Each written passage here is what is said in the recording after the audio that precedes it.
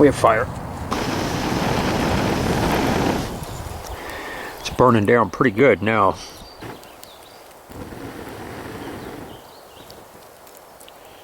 Just wasted all this time and effort. Let's give this another shot.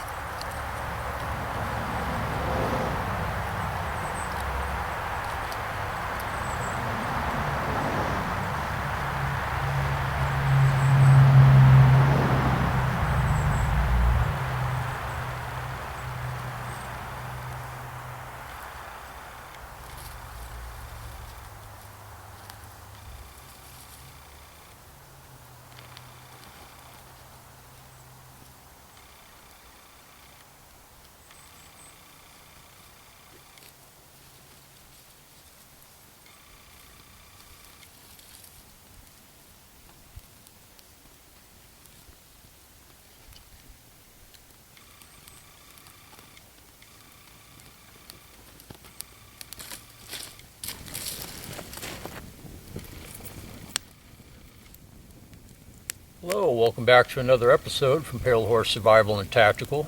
I'm Bill. Glad you could join me. Today we're going to take a look at smoke baths and some of the benefits. Stay tuned.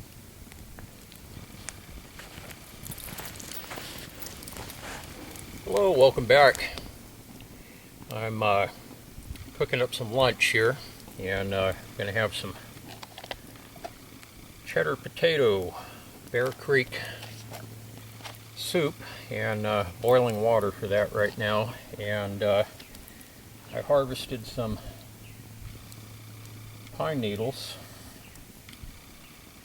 and fir needles from the silver fir, and I'm going to go ahead and cut those up after the water's done here, and this is steeping. I'm going to cut those up, make some pine needle fir tea to have with the soup. Anyways, what I want to talk about today is smoke baths. This is part of the primitive hygiene series that I've been covering for a while now. And smoke baths are practiced by quite a few indigenous people. At least they were in the past, much more so. Smoke has a very strong antibacterial quality to it, and it's really good to kill the bacteria on the skin. And also, when you have once you've smoked yourself, you can use cedar boughs. You just get a bed of coals going, and you can put pine boughs on there, you can put cedar boughs, and that's going to release some of the constituents, the essential oils that are in those leaves and needles. And they'll be released in the smoke, and a certain amount of that will stay on your skin, and it'll also act as a bit of an insect repellent. But it also kills the bacteria, and so it's pretty easy to do that in a primitive setting. You want to remove your clothes and get your good bed of coals going. Put your green boughs, whatever you're using. Cedar would be a good one. So cedar has some very highly anti and insecticidal repellent qualities to it, and that would be good if you want to smoke yourself to keep mosquitoes away from you or whatever. But once you have your good bed of coals going, just place your boughs on there. It's going to send up a lot of smoke, and take a deep breath, step into the smoke, outstretch your arms, and when you need to breathe, to step out, get your breath. Probably have to close your eyes too. Be careful you don't step in the coals, catch yourself on fire or whatever. But just outstretch your arms and slowly rotate and smoke your body, and just stay in there as long as you figure you need to. Another way you can do it, you can put a blanket over you if you have a wool blanket or any kind of blanket. You want to make sure it's not flammable, though. Wool would be your best bet. Wool isn't very flammable. And that's a real wool blanket, not one of the cheap wool blends that are out on the market nowadays. But you can put the blanket over you and kind of step over the smoke, and the smoke will go up underneath the blanket, and it's a really good way to smoke yourself that way too. So that's pretty much all there is to it. It's just another way to kill the bacteria on your skin. And smoking should be done if you want to mask your scent before you go out trapping, snaring, hunting, whatever. And animals are very used to the smell of smoke. It doesn't really alarm them, but the scent of a human, it does. And I know from personal experience from smoking myself, I've had deer literally wander into my camp 15-20 feet away from me, and they didn't seem alarmed at all. so I know it does work. Also, when you're building primitive snares, traps, whatever, all the components should be smoked before, because you're handling those, and should be smoked before you take it out and set it up. All of the components of the trap or the snare, and you're going to find your success is going to go way up in that aspect. So that's pretty much it, guys. I'm going to go ahead and boil my water up here and get some. Got a few more videos to shoot. I'm going to get my lunch and some pine needle fir tea and do a little more video shooting and enjoy the woods out here. It's beautiful today. I hope you enjoyed the video as much as I did making it today. Please like, subscribe, and share. I hope all of you are having an outstanding day or night, depending on where you are located, and I look forward to seeing all of you very soon on the next one. Everybody take care. And I mentioned that wool is flammable. Wool is not flammable. That's why I was suggesting that wool would be the best type of blanket to use to put around yourself if you're going to do this kind of thing to capture the smoke underneath. So wool is non-flammable. That was a mistake on my part. But anyways, I've got the Bear Creek over here steeping. I'm going to enjoy that for lunch. And over here I've already got some fir needles down inside my canteen cup. Now the boughs that you can put on the, I mentioned cedar and pine. Now that's not the only things you can use. As long as your campfire is producing smoke, you can use that to smoke yourself, even if it's just smoke coming off the wood. You can throw some punk wood on there, some wet wood. If you really want to, if you soak pieces of wood, or even soak some punk wood in your water source, pond, stream, creek, lake, whatever you happen to have, that's going to produce a lot of smoke without the flame. Because you don't want a bunch of flame licking up off the wood and possibly burning yourself and causing a problem there. What I'm doing here, I'm pulling these, I just suggested pine and cedar because it's very abundant in my area. And this is a silver fir, because on the underside you can see the silver stripe. Hopefully the camera's picking that up. And then this is what the front looks like. It's just solid green. So I'm just pulling the fir needles off, placing them in the canteen cup here. There's no particular amount that you have to use when you do this. It's all depends on how strong you want your tea. So that's pretty much an individual taste.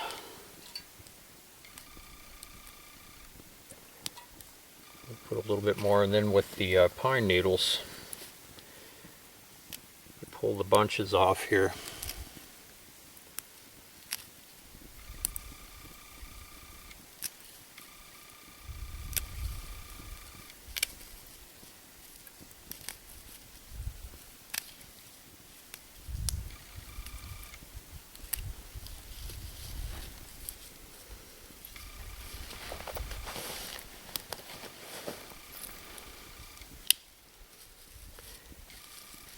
And then just cut them up.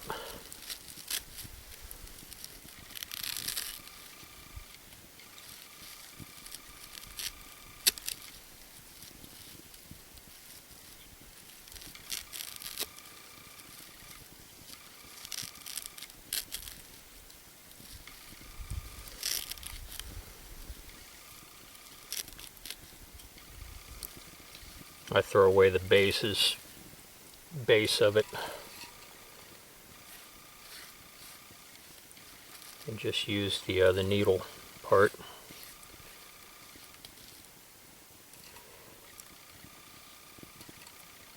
And that is pretty much it. I'm going to put a little bit more in there, and then I'll fill it up with water and stick it in there and let it steep for a while.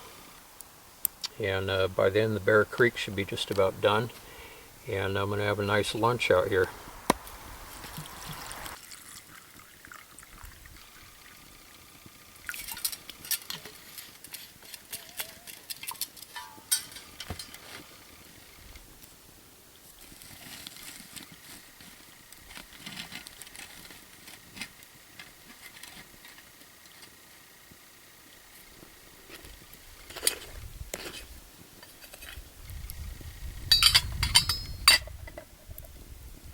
I will see all of you very soon on the next one.